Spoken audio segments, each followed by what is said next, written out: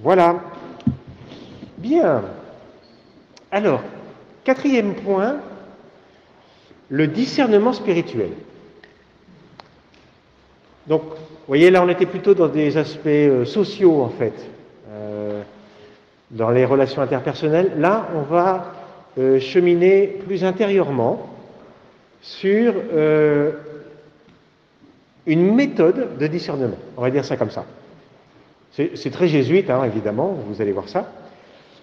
Peut-être en préliminaire, le Saint-Père dit que le discernement est difficile pour 3 catégories de personnes. Les impatients, les binaires et les idéologues. Les impatients, les binaires et les idéologues. Et nous pouvons avoir peut-être dans notre tempérament une proximité avec l'un ou l'autre de ces manières d'être. Alors pourquoi le discernement est difficile pour les impatients?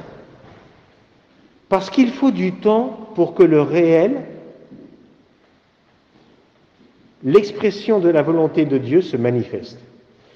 Parce qu'il faut du temps pour que le réel, qui est l'expression de la volonté de Dieu, dans le réel, ce qui se passe, alors sauf le mal évidemment, mais ce qui se passe est permis par Dieu, et comment le comprendre? Et pour lire ce qui se passe dans la réalité, il faut du temps. Et donc ceux qui veulent tout de suite, ils ne vont pas être capables de percevoir les choses. D'ailleurs, vous allez voir, on va y revenir ensuite, quand le Seigneur aussi nous montre quelque chose, il prend du temps, habituellement. On va y revenir. Donc les impatients, ils ont du mal à discerner. Les binaires, oui, non, 0, 1, blanc, noir. Alors que la réalité, c'est 0,5, gris clair, gris foncé, c'est peut-être, c'est tout en nuances en fait. Et les binaires, eux, c'est des gens inquiets en fait, vous savez, qui veulent catégoriser les choses tout de suite. Bon, là aussi on peut être inquiet, hein. Mais voilà, je veux tout de suite avoir une maîtrise, comprendre ce qui se passe. Et oui, mais tu peux peut-être louper des choses qui sont plus subtiles. Donc les impatients, les binaires et les idéologues, les fondamentalistes, les esprits conceptuels, qui délibèrent à partir de principes, de concepts, et non à partir de la réalité, où s'exprime concrètement la volonté de Dieu, ici et maintenant, dans et par la réalité. Débattre n'est pas discerner. Intéressant ça. Débattre n'est pas discerner, même si un débat peut précéder un temps de discernement. Parce que pour établir justement cette réalité, il faut bien débattre. Mais ce n'est pas comme ça que le discernement s'opère. Et alors vous savez ce qu'il y a derrière sa réflexion, et ça sera surtout dans la troisième partie du livre, c'est là, c'est pas là. Là c'est la première partie, là c'est la troisième partie, où il va parler de la synodalité. C'est-à-dire, synodos, vous savez, c'est prendre le chemin ensemble. Donc la synodalité, c'est comment nous, chrétiennes, communauté chrétienne, nous nous mettons ensemble pour réfléchir et percevoir les signes des temps, c'est-à-dire ce que Dieu nous propose de faire. Alors là, vous voyez, on est bien en amont dans sa réflexion, et il va nous donner des clés de discernement. Alors, comment faire? Alors là, je vous propose 5 points. Premier point. Il nous livre une confidence. En ces temps difficiles, je puise mon espérance dans les dernières paroles que Jésus a dites dans l'évangile de saint Matthieu, 28-20,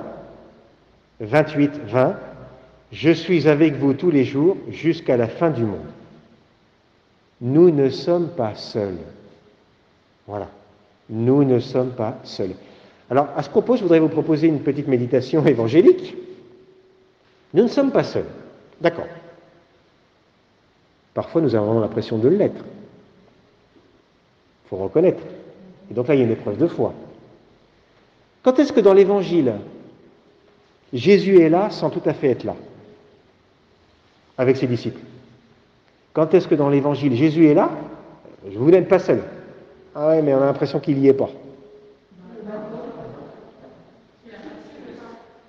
C'est quoi ça? Ah, très bien. Et alors quoi? Pourquoi dans la barque? Il dort. Bravo. Magnifique. Eh oui, il dort. Il dort. Quand on dort, on est là, et on n'est pas là. C'est intéressant ça. Et donc le bon maître, il prépare les disciples à la grande tempête de sa passion, où il sera endormi dans la mort. Et donc il ne sera plus là. Enfin, oui, il est là, mais il n'est plus là. Il est mort. Et lui qui disait qu'il est le bon maître, qui va nous sauver, le Messie, un maudit qui pend au bois de la croix, dit l'Écriture. Et donc il n'est plus là. Et nous aussi, dans notre vie, il y a des moments où on a l'impression que Jésus, il n'est plus là. Et pourtant. Donc nous ne sommes pas seuls.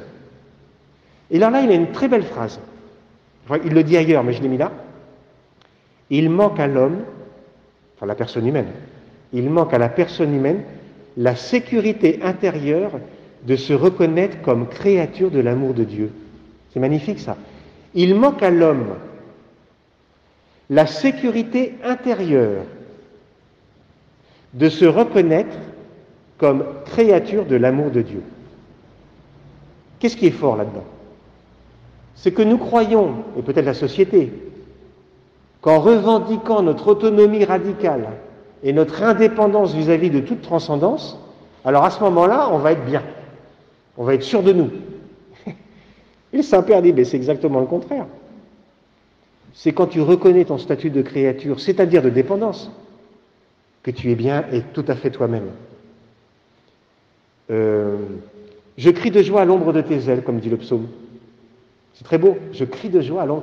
Oui, bien évidemment, on est dépendant. Sans moi, vous ne pouvez rien faire. Voilà, carré, clair.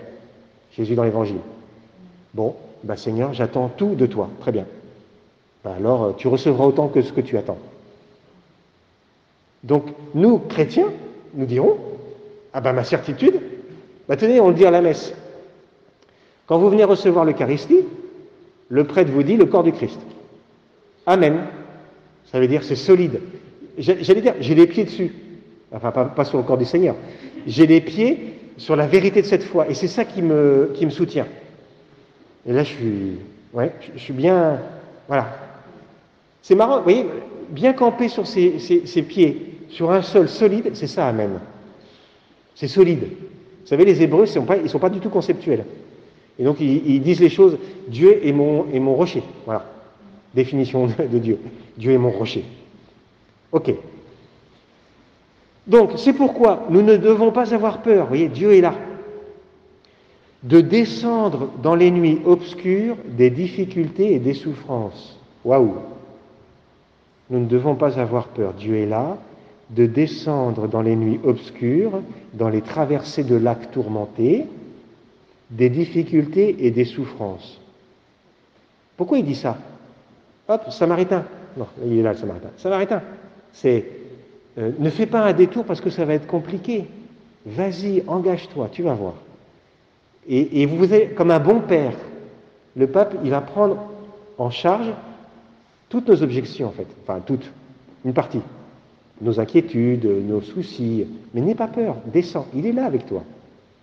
Alors vous allez me dire, c'est pas ça qui va complètement nous rassurer. Mais ça va venir. Nous savons que nous n'avons pas de réponse toute prête. Ah, voilà une des raisons pour lesquelles on n'a pas envie de descendre dans les problèmes. Mais qu'est-ce que je vais faire dans cette galère? Moi, j'ai pas d'idée, quoi. Je sais pas quoi faire. Déjà, j'ai du mal à m'en sortir avec ma vie, alors la vie des autres. Et je vois pas.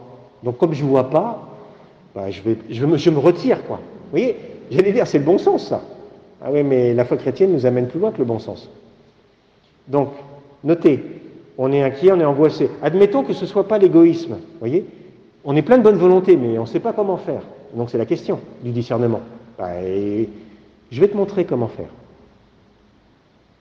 Dieu va te montrer. Alors, le pape dit, je vais te montrer comment faire pour que tu sois capable de percevoir le moyen par lequel Dieu te propose d'intervenir. Je ne sais pas si je suis clair quand je vous dis ça. Ça va?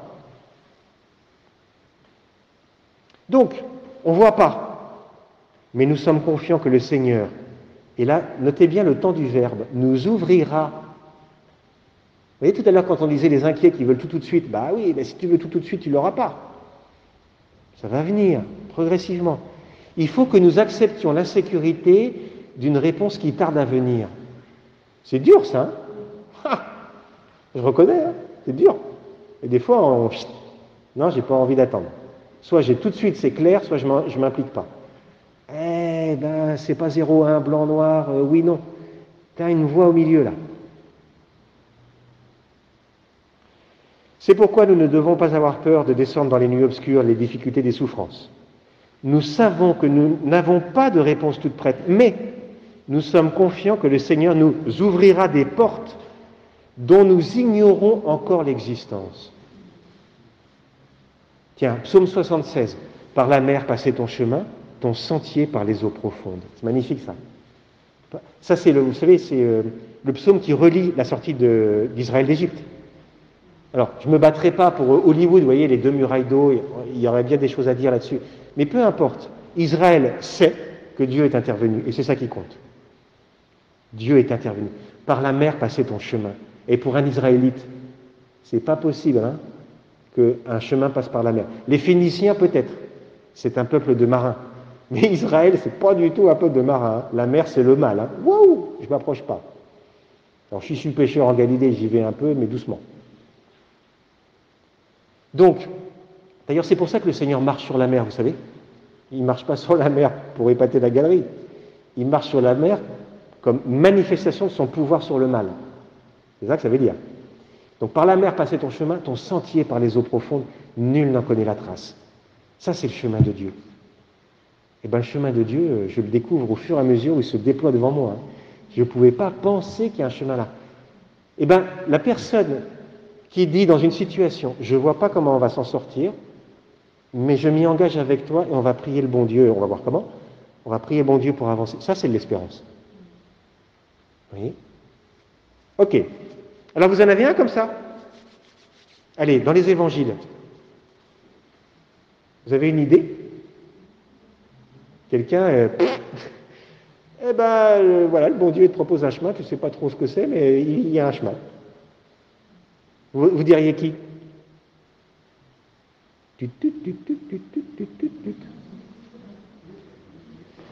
Moi, je fais le malin parce que je sais ce que je vais vous dire. Comment ? Ah, Pierre qui jette son filet. Ah oui, sur ta parole. Ah oui, j'avais pas pensé à ça, mais oui. Effectivement. C'est vrai qu'à chaque fois que Dieu nous lance en disant vas-y, c'est vrai. Bon, sur ta parole, je le fais. Moi, je vois pas. Hein. Pourtant, je suis un pro. Hein. Moi, le lac de Galilée, je le connais par cœur, je suis pêcheur, tout ça. Bon. Alors moi, je pensais à Nicodème. Nicodème. Donc, il faut renaître. Là, il faut renaître, là, hein, pour faire ça. Il faut renaître. Donc, l'Esprit de Dieu, tu ne sais ni d'où il vient, ni où il va. Mais, tu entends sa voix. C'est magnifique, ça. Tu ne sais ni d'où il vient, ni où il va, mais tu entends sa voix. Et il va te guider. Ok. Ok, ça c'est le premier point du discernement, ça va ? Alors il faudrait résumer ça. Voilà, nous ne sommes pas seuls, Dieu est là à côté de nous. Nous ne savons pas encore, mais lui sait. Et bien moi je vais me mettre ma main dans la sienne. Voilà, je vais mettre la main dans la sienne. 2. Bien sûr nous hésitons, dit le Saint-Père. Face à tant de souffrances, qui ne reculerait pas ? Tout le monde.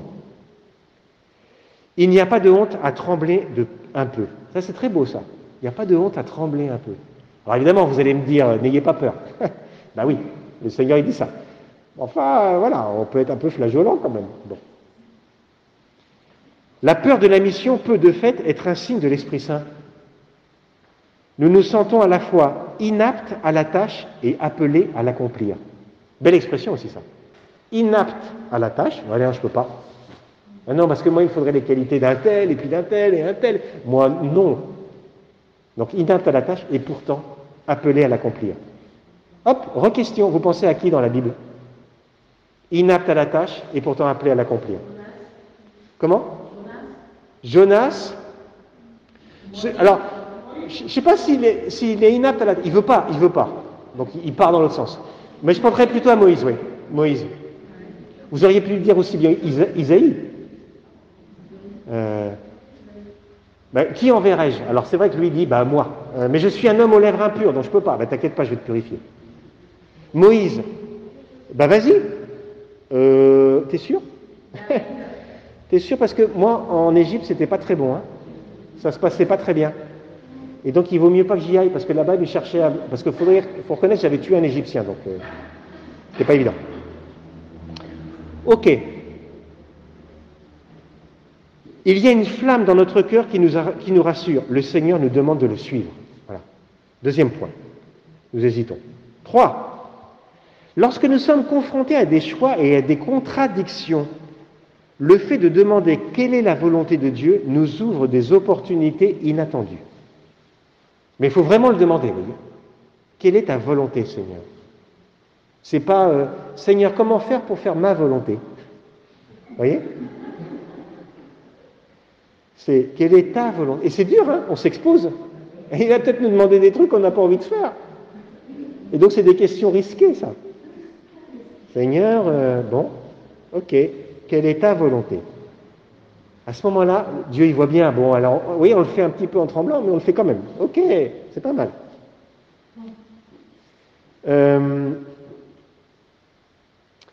Excusez-moi, j'en suis où? Quelle est la volonté de Dieu? J'appelle ces nouvelles opportunités des débordements. Ah, alors là, on va voir un truc.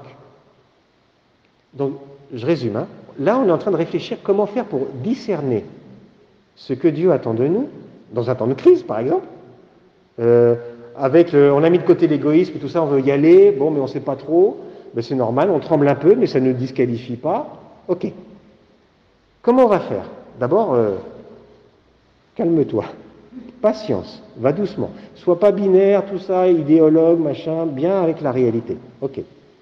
Demande à comprendre quelle est ma volonté. D'accord. Maintenant, tu vas sentir qu'arrivent des opportunités inattendues. Ce sont des débordements. Alors, comment ça se passe? Les débordements, c'est ces idées qui font souvent sauter les digues de notre pensée. J'avais jamais pensé à ça. Et pourtant, c'est ça que le bon Dieu me propose. Et j'y avais pas pensé. Et peut-être même j'avais écarté l'idée. Et puis elle revient, comme sur un plan incliné. Vous savez, ça revient. Le débordement se produit lorsque nous mettons humblement devant Dieu le défi auquel nous sommes confrontés, en demandant son aide. Vous savez, excusez-moi, je défonce une porte ouverte. Il faut croire que Dieu, il nous aide. Il faut croire qu'il fait ce qu'il dit. Quand tu appelles, je te réponds. Ben, Seigneur, j'ai confiance. Alors, je ne sais pas trop comment ça fonctionne dans ma vie, mais j'ai confiance. Tu vas me montrer. Tu vas me mettre quelqu'un sur ma route. Ok. Nous appelons cela, donc le débordement se produit lorsque nous mettons humblement devant Dieu le défi auquel nous sommes confrontés en demandant son aide. Nous appelons cela le discernement des esprits. Nous, les jésuites, évidemment. Mais l'Église, c'est un bien pour l'Église, les jésuites. Car cela implique d'apprendre ce qui vient de Dieu et ce qui cherche à le contrecarrer, le mauvais esprit, le démon. Ah, bah tiens, on a introduit un truc nouveau là. C'est qu'il n'y a pas que toi et Dieu, ou que Dieu et toi, bah il y a le mauvais aussi, et qui te tire. C'est un acteur de la vie spirituelle, le mauvais, et qu'il faut prendre en ligne de compte. Et il cherche à nous influencer. Et donc il faut repérer ces manœuvres. Ok. 4e point.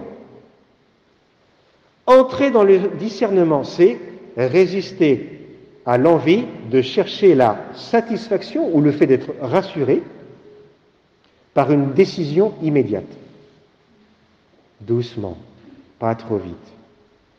Peut-être que des fois, il faut reconnaître, des fois on peut voir vite ce qu'il faut faire. Très bien. Mais pas toujours. Et c'est pas parce que tu es indécis qu'il n'y a pas un acte de vérité qui est en train de se produire. Alors ça, c'est très important. Vous savez, souvent, on dit on procrastine. J'ai toujours eu du mal à dire ce mot. On procrastine. Parce qu'on n'arrive pas à se décider. Alors des fois, on le sait bien, j'arrive pas à me lever le matin de mon plumard, mais c'est de ma faute, je sais très bien ce qu'il faut faire. Je n'ai pas un grand discernement, savoir s'il faut y rester ou pas. Eh bien, feignasse debout. Voilà. C'est clair. Bon, ok. Des fois, c'est clair. Mais des fois, ça ne l'est pas. Ah, vraiment, objectivement, là, je ne sais pas. Et donc, pour me rassurer, tout de suite, tac, je vais essayer de tenir quelque chose, vous voyez. Ah, bah oui, le problème, c'est que tu court-circuites peut-être le bon Dieu qui est en train de te montrer quelque chose.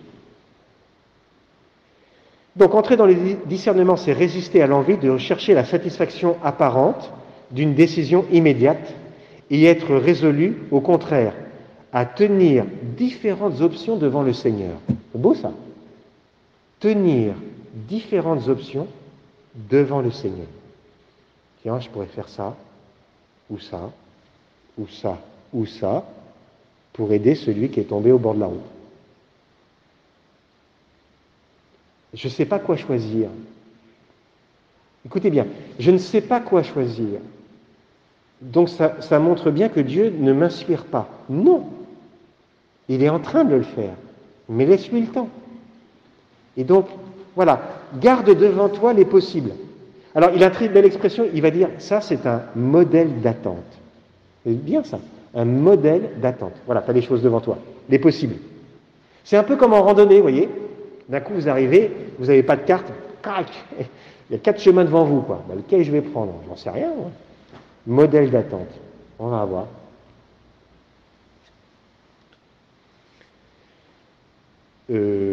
Hop. Donc il faut être résolu au contraire de tenir différentes options devant le Seigneur en attendant ce débordement. Lui, il va dire, il y a un moment donné, il va y avoir un débordement. Tu vas sentir quelque chose quelque part qui t'indique que Dieu, il t'invite. On va voir d'ailleurs à tout à l'heure. Il t'invite. Le démon, il t'ordonne. Dieu, il t'invite. Dieu est doux. Dieu respecte ta liberté. Et donc Dieu, il va te montrer, il ne va pas te faire faire. Il va te montrer pour que tu fasses. Mais il va faire ce que toi, tu n'es pas capable de faire. Oui. Ben, des fois, je ne sais pas. Et ben, il va te montrer. Alors, qu'est-ce qui se passe? 3 points. Alors, on est toujours dans le 4e. Donc c'est 4-1, 4-2, 4-3. 1. Tu pèses le pour et le contre. Ben, c'est une délibération, quoi. En sachant que Jésus est avec toi et pour toi. Tu pèses le pour et le contre. 2. Tu sens en toi la douce attraction de l'esprit. Voilà le débordement. Vous voyez, débordement, ça veut dire, tu as un vase, tu mets de l'eau, ça déborde, c'est-à-dire qu'on est au-dessus de ce qui endigue, normalement, le liquide. Ben, ce qui endigue normalement ma pensée dans mon interaction avec la réalité, ben, c'est mes catégories à moi, mes pensées, mes manières habituelles de faire. Et c'est bien. C'est bien. Mais là, mes catégories, elles ne répondent pas. Je ne sais pas ce qu'il faut faire. Attends, prie. Et garde les possibles devant toi. Et à un moment donné, le vase va déborder. C'est-à-dire que tu vas avoir une autre possibilité auquel tu n'avais pas pensé. Et qui est nouvelle par rapport à tes catégories habituelles qui forment le vase. D'où le débordement. C'est clair? Ok. Tu sens en toi la douce attraction de l'esprit et son mouvement contraire. Et avec le temps, dans la prière et la patience, en dialogue avec les autres, tiens, voilà. Ben, les autres aussi, ils peuvent nous dire une bonne chose. Tu parviens à une solution qui n'est pas un compromis, mais quelque chose de tout à fait différent. Ça, c'était le 4. 5. Je veux être clair sur ce point, dit le pape. Dans la vie chrétienne, quand tu cherches la volonté de Dieu, il n'y a pas de solution de compromis. Allez, on va faire un peu comme ça, et ça passe. Est-ce que cela signifie qu'un chrétien ne fait jamais de compromis? Bien sûr que non.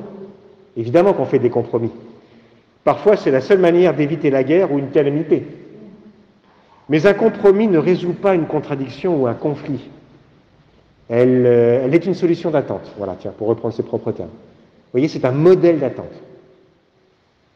En d'autres termes, c'est une solution temporaire, un modèle d'attente, qui permet à une situation de mûrir au point de pouvoir être résolu. Mais vous voyez, résolution, là on est du côté de la volonté. Une résolution, c'est une décision. Mais la volonté ne peut décider vraiment et humainement que quand elle est bien éclairée par l'intelligence. Il dit, fais ça. Ah oui, c'est pas mal ça. J'y vais. Et paf, je décide. Je veux. Je résous. Je me résous de... Voilà, je m'engage.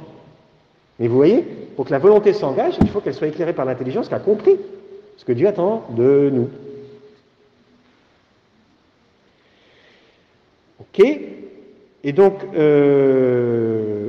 en d'autres termes, c'est une solution temporaire, un modèle d'attente qui permet à une situation de mûrir au point de pouvoir être résolue par un chemin de discernement au bon moment en cherchant la volonté de Dieu. Voilà. Alors, conclusion. Ça, c'était, vous voyez, le chemin du discernement. Cinquièmement, et puis ça va être la conclusion, il est déjà 15h41, il faudrait qu'on s'arrête dans 4 minutes. Les règles de discernement des esprits. Alors ça, c'est de Saint Ignace de Loyola. Donc là, pour l'instant, je laisse un peu le pape et je vais finalement dans sa matrice, les exercices spirituels, numéro 314 et 315. Et là, vous voyez, on est en carême, et donc ça peut nous servir ça. Alors, Ignace, et c'est son charisme, sa grâce, il a une perception de la manière qu'a d'agir le bon ange qui est différente de celle du mauvais ange. Et lui, il voit bien la différence. Et il le caractérise. Alors quand on dit bon ange ou bon esprit, c'est à la fois l'esprit de Dieu ou le bon ange. Et le mauvais esprit, évidemment, c'est le démon. Ok. Alors attention. Première règle. À l'égard des personnes qui vont de péché mortel en péché mortel. Alors disons de péché en péché. En gros, de mal en pis. Donc on dégringole. Vous savez que dans la vie spirituelle, il n'y a que 2 directions. Soit on dégringole, soit on s'améliore. Mais il n'y a pas de, on ne reste pas étal. Soit c'est mieux, soit c'est moins bien. Alors pour ceux qui vont de moins en moins bien, la conduite ordinaire de l'ennemi, dit Ignace de Loyola, est de leur proposer des plaisirs apparents, leur occupant l'imagination de jouissance et de volupté sensuelle. Sensuel, ce n'est pas nécessairement uniquement sexuel. Sensuel, c'est agréable à la sensibilité. C'est ça que ça veut dire. Afin de les retenir et de les plonger plus avant dans leurs vices et dans leurs péchés. Donc on retient une idée, on dégringole. Quand c'est comme ça, le mauvais esprit, il nous donne de bons sentiments de le faire. Vas-y, continue, très bien. Gourmandise, sensualité, vas-y, impeccable. Le bon esprit, il fait exactement le contraire. Il dit, ben c'est pas bien. Et il le dit d'une autre voix, avec la raison. Le bon esprit, au contraire, agit en elle d'une manière opposée au mauvais esprit. Il aiguillonne, vous savez, imaginez avec un aiguillon, comme on fait avec un bestiau, il aiguillonne et mord leur conscience en leur faisant sentir les reproches de la raison. Donc en fait, c'est pas tellement une sensation, c'est plus des arguments qu'il donne, vous voyez. Donc, je vais de mal en pis. Le mauvais esprit me dit, continue. Tiens, ben, je vais même t'en donner d'autres, des possibilités d'imagination mauvaise. Vas-y, délecte-toi là-dedans, roule-toi dans la boue, tout va bien. Et le bon esprit me dit, mais ça va pas, non, qu'est-ce que tu fais? Arrête. Arrête, c'est mauvais pour toi parce que, crac, crac, crac, des raisons. Et puis, on sent bien que c'est pas mal, en fait, c'est assez juste. Bon. Ok? Zoom. Ça, c'est la règle 314. Règle 315. Ah bah, qu'est-ce qui se passe pour ceux qui vont de mieux en mieux? Ah bah, il se passe autre chose. Donc, il y a ceux qui vont de mal en pis. Voilà, ils descendent comme ça. Ceux qui vont de mieux en mieux, c'est exactement l'inverse. Exactement l'inverse. Donc, si c'est l'inverse, qu'est-ce qui fait le mauvais esprit? Il me donne de bonnes raisons d'arrêter. Et qu'est-ce qui fait le bon esprit? Il me donne un bon sentiment de continuer. On pourrait juste retenir ça, vous voyez? Donc, je descends ou je monte. Sensibilité, raison. Bon et mauvais esprit. Et puis, tout fonctionne dans un art combinatoire de tout ça.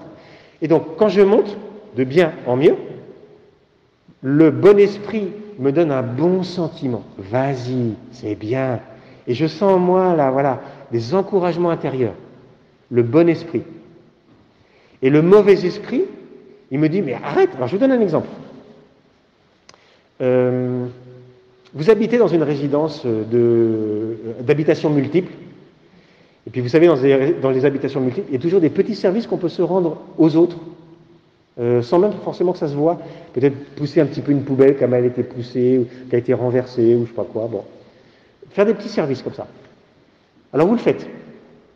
Et puis vous avez remarqué que, tiens, lundi, la poubelle a été renversée, vous l'avez relevée, puis vous l'avez approchée, même si je sais bien qu'il y a des fois, il y a des gardiens dans ce boulot. Bon, très bien.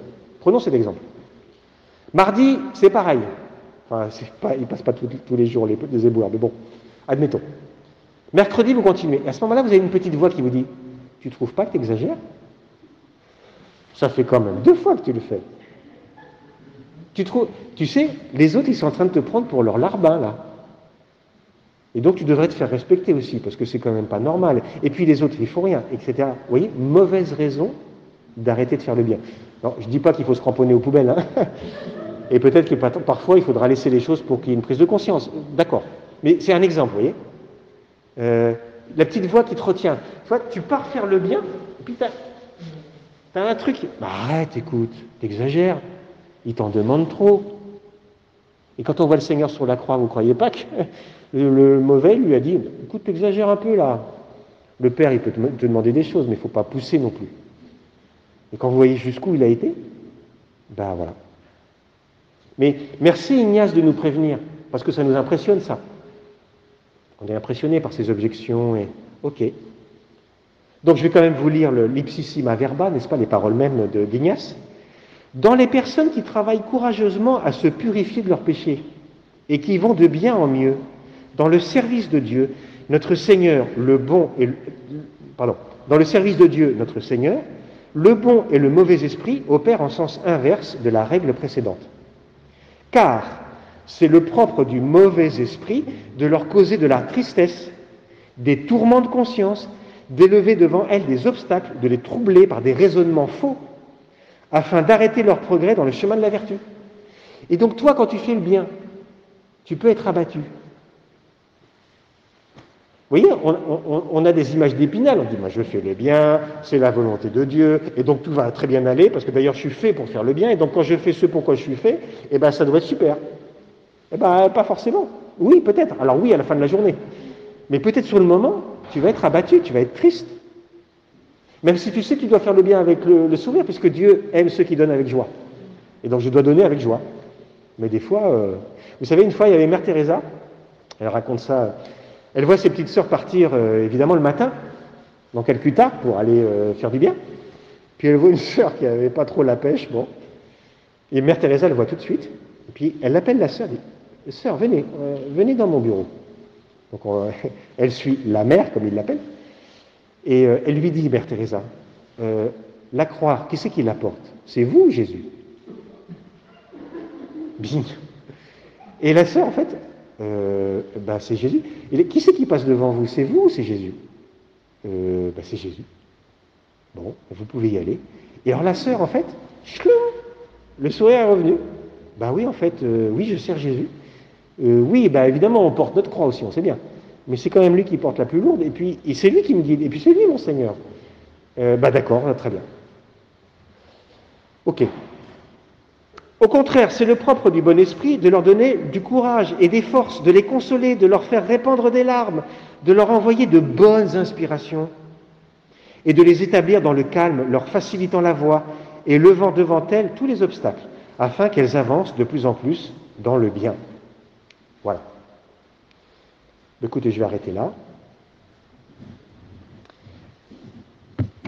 Donc, vous voyez, c'est très intéressant cet ouvrage du Saint-Père. Je crois que je l'ai là, non ? Je l'ai ramené. Ça s'appelle Un temps pour changer. Donc, je vous le recommande. Vraiment une très belle lecture, très spirituelle. Et il y a plein de choses dans cet ouvrage, dit simplement, en fait. Et vous voyez, ça nous donne des clés pour notre temps de crise actuelle. Voilà. Qui est un temps qui appelle un discernement. D'ailleurs, c'est tout le temps le cas, il faut reconnaître. Mais peut-être plus encore en ce moment. Donc voilà, demandons au Seigneur qu'il nous aide. Amen.